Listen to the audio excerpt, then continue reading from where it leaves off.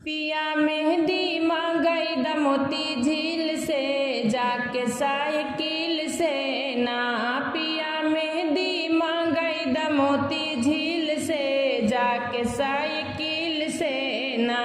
पिया मेहंदी लिये बा अपनी सासू से पिसौबै। पिया मेहंदी लिये बा अपने सासू से पिसौबै। हम तो हथवा रचौबै कांटा कील से जाके साइकिल से ना।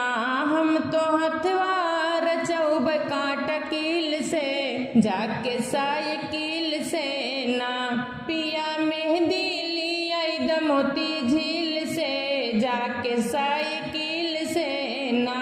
पिया मेहंदी लियाई द मोती झील से जाके साइकिल से ना। पिया मेहंदी लियाई बा अपने ननदी से पिसैबै। पिया मेहंदी लियाई बा अपनी ननदी से पिसैबै। अपने हथवा रचौबै कांटा कील से जाके साइकिल से ना।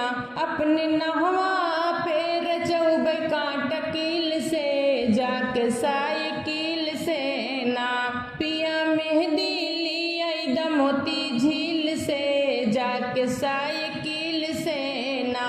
पिया मेहंदी लियाई द मोती झील से जाके साइकिल से ना।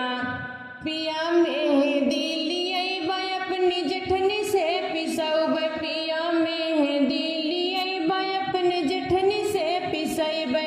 अपने हथवा में लगौबै कांटा कील से जाके साइकिल से ना। अपने हथवा में लगौबै कांटा कील से जाके साइकिल से ना। पिया मेहंदी लियाई द मोती झील से जाके साइकिल से ना। पिया मेहंदी लियाई द मोती झील से जाके साइकिल